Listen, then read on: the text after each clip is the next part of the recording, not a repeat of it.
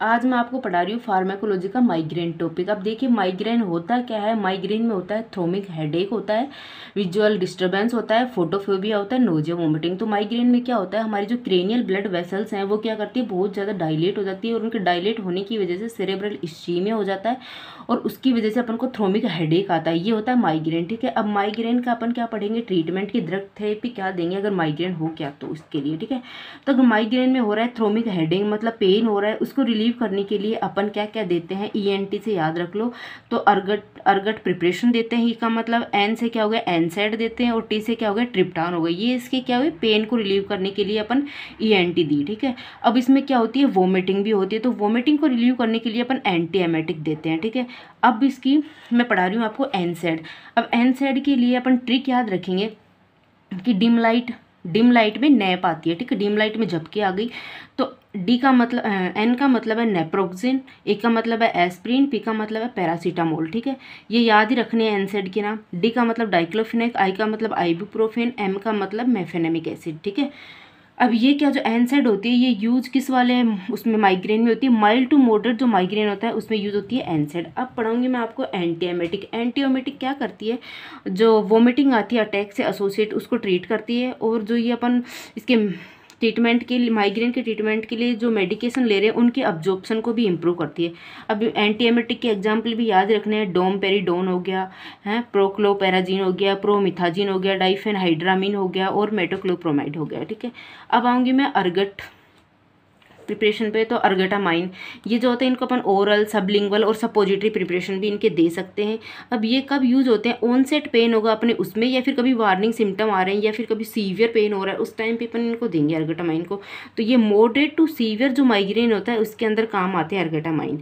अब अर्गटामाइन का mechanism of action क्या है कि ये क्या होते हैं, पार्शियल एगोनिस्ट होते हैं, किसपे 5-एस्टी रिसेप्टर होते हैं, किसमें जो क्रेनियल ब्लड वेसल्स होती है उनके ऊपर जो 5-एस्टी रिसेप्टर होते हैं उनके ऊपर ये क्या होते हैं, एगोनिस्ट होते हैं, उनके ऊपर आके अटैच होते हैं।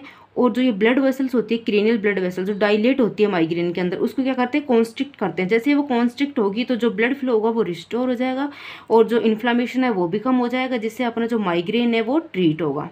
ठीक है, अब ये जो अर्गटामाइन है ये क्या होते हैं, कैफीन के साथ कॉम्बिनेशन में भी अवेलेबल होते हैं। जो कैफीन होती है वो एक तो अर्गटामाइन का अब्जॉर्प्शन बढ़ाती है, दूसरा वेजोकॉन्स्ट्रिक्टर की तरह भी काम करती है। तो अपन ई से अर्गट प्रिपरेशन पढ़ चुके हैं, अर्गटामाइन, एन से एनसेड पढ़ चुके हैं, अब टी से पढ़ेंगे ट्रिप्टान। ठीक है, अब ट्रिप्टान के एग्जाम्पल कैसे याद रखेंगे कि अपन जो ऑर्गेनिक केमिस्ट्री में अपन क्या पढ़ते थे, ईएसआर रिएक्शन। तो ऑर्गेनिक की जान है ईएसआर, जान ईएसआर से अपन इसको क्या याद रखेंगे। ई का मतलब इसमें एले ट्रिप्टान, एस का मतलब सुमा ट्रिप्टान, आर का मतलब रीजा ट्रिप्टान, जेड का मतलब क्या है, इसमें जोल्मी ट्रिप्टान है, ए का मतलब एल्मो ट्रिप्टान और एन का मतलब नारा ट्रिप्टान है। ठीक है, अब मैंने आपको स्टार्टिंग में बताया था कि इस माइग्रेन के अंदर क्या होता है, अबनॉर्मल डायलेशन हो जाता है क्रेनियल ब्लड। तो क्रेनियल ब्लड वेसल्स का अबनॉर्मल डायलेशन हो गया जिससे क्या हो जाएगा, ब्लड की कमी हो जाएगी, तो मतलब सेरेब्रल इस्चीमिया हो जाएगा और उससे माइग्रेन अटैक आएंगे। ठीक है, अब जो ट्रिप्टान है इसके ट्रीटमेंट के लिए अपन देंगे, जैसे ट्रिप्टान देंगे तो ट्रिप्टान क्या होती है, 5-एस2 रिसेप्टर एगोनिस्ट होते हैं सिलेक्टिव। तो ये जाके जुड़ेंगे उस पर, ब्लड वेसल के जो 5-एस2 रिसेप्टर होता है उन पे आके अटैच होंगे। जैसे ही अटैच होंगे जो डायलेटेड क्रेनियल ब्लड वेसल्स है उसको ये क्या कर देंगे, कॉन्स्ट्रिक्ट कर देंगे। तो ब्लड वेसल कॉन्स्ट्रिक्ट हो जाएगी तो जो ब्लड फ्लो होगा वो क्या हो जाएगा, रिस्टोर हो जाएगा और जो माइग्रेन अटैक है वो क्या हो जाएंगे, रिलीव हो जाएंगे।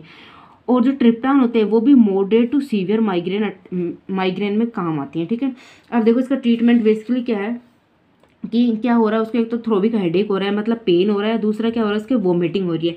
तो पेन को रिलीव करने के लिए अपन ने क्या पढ़ा कि ईएनटी देंगे, मतलब अर्गट प्रिपरेशन देंगे, नेप्रोक्सेन देंगे, ट्रिप्टान देंगे। ठीक है, तो एनसेड हो गए, अर्गोटामाइन हो गए, ट्रिप्टान हो गए। जो एनसेड होते हैं वो अपन कब देते हैं, जब माइल्ड टू मॉडरेट माइग्रेन होता है ना, माइल्ड टू मॉडरेट माइग्रेन में एनसेड देंगे और अर्गोटामाइन और ट्रिप्टान दोनों मॉडरेट टू सीवियर माइग्रेन में देंगे। ठीक है, और वोमिटिंग के लिए अपन दे दी एंटी एमेटिक। ठीक है, अब ये तो इसका ट्रीटमेंट हो गया। अब इसके बाद मैं आपको बताऊंगी प्रोफाइलेक्सिस क्या है माइग्रेन का। तो माइग्रेन के प्रोफाइलेक्सिस के लिए ट्रिक है ABCD। ठीक है, ABCD। ए का मतलब है एंटी कन्वर्जेंट, बी का मतलब बीटा ब्लॉकर, सी का मतलब कैल्शियम चैनल ब्लॉकर और डी का मतलब है एंटी डिप्रेशेंट। तो ABCD से इसको याद रखो, एंटी कन्वर्जेंट हो गया, बीटा ब्लॉकर हो गया और कैल्शियम चैनल ब्लॉकर हो गए और डी से हो गए एंटी डिप्रेसेंट। अब एंटी कन्वल्जेंट, ये एग्जाम्पल अपन को याद रखना है, जैसे कौन कौन से, गाबापेंटिन हो जाएगा, सोडियम वोल्प्रोएट हो जाएगा और टोपरामेट हो गया। बीटा ब्लॉकर में प्रोप्रेनोलोन हो गया, timolol, atenolol, metoprolol. Calcium channel blocker verapamil, flunarizine. और एंटी डिप्रेसेंट में टीसी आते हैं जैसे एमिट्रिप्टाइलिन। अगर वीडियो अच्छी लगी तो चैनल को सब्सक्राइब करें, वीडियो को लाइक